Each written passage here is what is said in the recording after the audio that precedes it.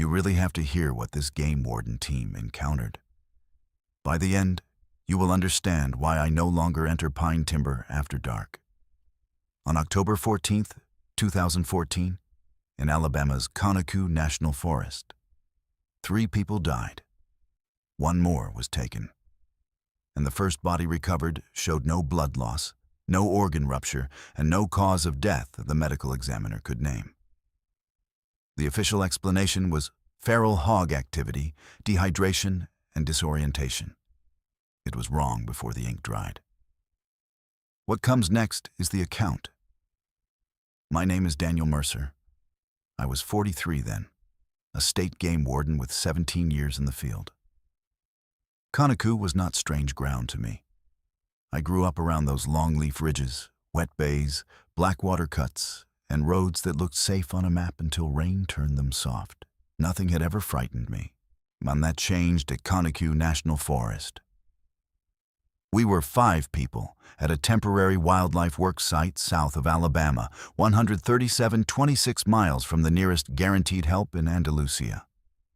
I was lead officer. Eli Grayson was 51, a Forest Service fire technician with 24 years on the job, exact. Marla Dean was 38, a wildlife biologist with 12 years in the field, steady. Owen Pike was 29, a forestry technician with 6 years in the woods, impatient. Travis Bell was 22, a seasonal tracker with 5 months in service, eager. We were servicing trail cameras near Blackwater Bay and checking illegal night activity before deer pressure picked up. In daylight, the place could pass for open country. Longleaf trunks stood wide apart and light came down in clean columns. That was the lie. You step off the service road and the land broke into cane, black pools, low cypress, and drains where water held the sky like tarnished glass. Sound did not travel evenly there. If something wanted to move beside you and stay hidden, those wet seams gave it room.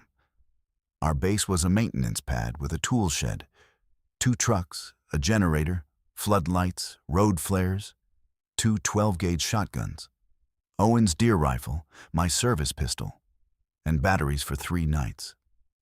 The first sign came before sunset. Travis found boot prints near a muddy shoulder west of the pad. There were 11 left impressions and 10 right impressions, all deep, all human, all leading in a straight line until they stopped in open ground. No turn, no drag. It looked as if the owner had been lifted straight up. 30 yards beyond those prints, Marla found a pair of snake chaps and a canvas hat laid side by side on dry needles.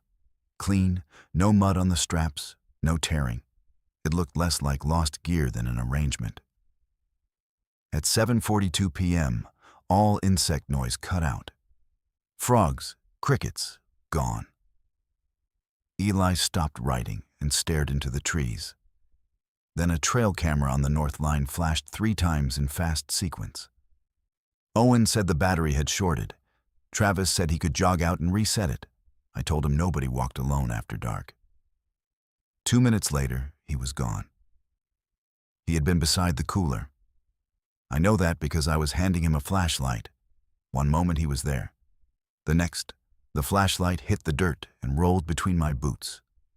We heard no run, no struggle, no branch break. Only one small splash from the bay behind the shed. We searched 11 minutes before full dark closed the tree line. We found Travis's radio hanging from a branch at shoulder height. We found 1 boot standing upright in the service road. His other boot was on the hood of Owen's truck, heel to windshield, placed as neatly as store stock. Night 1 stayed outside the lights. Something moved at the edge of them, matching our positions. Owen counted what we had left. 24-gauge rounds, 9 rifle rounds, 2 full pistol magazines. We locked the trucks, tied the lights together, and kept the radios on scan. At 9:13 p.m., all 3 handhelds filled with the same sound at once. Travis whispering my name. The signal meter on each unit read 0. Owen headed for the north side fence when he heard that voice. Eli caught his vest and held him back. That was the first time I understood the thing. Outside was not circling blindly. It was applying pressure, looking for the one response that would split us. At 11:06 p.m., a propane canister rolled out of the dark and stopped beside the generator. A second landed on the shed roof. No throw arc, just arrivals. Owen shut the generator down before a spark could turn the pad into flame, and the lights died with it. In the dark, we heard water moving where no water had been moving before. Not running, stepping. Nothing crossed the pad that first night. It only showed us what range meant. At dawn, we found Travis Bell in a cypress hollow 80 yards east of camp. He was on his knees with his hands open at his sides. No cuts, no broken bones. His skin had gone a flat gray color I had only seen once before on a lightning victim, except there had been no storm. The medical examiner told me later that his heart, lungs, and blood chemistry offered nothing that explained why a healthy 22-year-old man had died in seconds. She signed the report, then told me she would never camp in Conecuh again. We should have left then. We tried. Owen's truck would start, but not hold idle. Eli's service truck had all 4 valve stems cut clean. My county radio reached dispatch only in fragments, and every fragment came back with a second voice under it. Not words, just breath on the microphone. We were told a repair unit could reach us by evening. Daylight gave us older evidence. Behind the shed, under a loose tin panel, Marla found a 1939 fire tower logbook wrapped in oilcloth. Most pages were rotted, but one entry still read clear. October 18th. Again after moonrise. Silence in the pines. Carter stepped away to answer his wife, calling from the tree line. Carter has been dead 3 years. At 6:51 p.m. on the second night, the woods went quiet again. Owen heard metal on the south side and ran to check the fuel rack. The sound had come from the north. While he was gone, something took the west floodlight, then the east. Deliberate. Eli ordered us into the shed and barred the door with a Pulaski handle. We stayed there 27 minutes. We heard steps circle twice. Then came 3 knocks on the door, wide apart, high off the ground, more like the level of a man standing in a truck bed. Eli told us to hold. Owen did not. He yanked the door wide and fired 1 round into the dark at the sound of Travis saying, "Help me." The muzzle flash gave me half a picture. A wet shoulder, and an arm longer than it should have been. The side of a head with no visible ear. Then Eli was gone, not pulled past us, not dragged through the doorway. He was upright in front of me, and then yards out in the dark, moving backward without stepping. His boots left 2 furrows for 6 feet. Then even those stopped. Marla kept notes after Eli was taken. Timestamps, distances, shell count. She said facts were the only thing that might outlast whatever story they wrote for us. At dawn of the 3rd day, she showed me cuts in the back wall studs under newer paint. Do not answer what calls from the trees. Beneath that, in a different hand, much older, 1 word, canny keeper. Then she told me a Porch Creek elder had warned her about old takers tied to cane brakes and dark water, things that worked the margins and chose people who answered them by name. She had filed it away as local memory. She was done doing that. She also had a photocopy from a county archive, an 1891 turpentine camp letter describing boots found in a row beside still water and tracks ending in sand with no return path. Same silence. Same voice from the trees. Same mistake.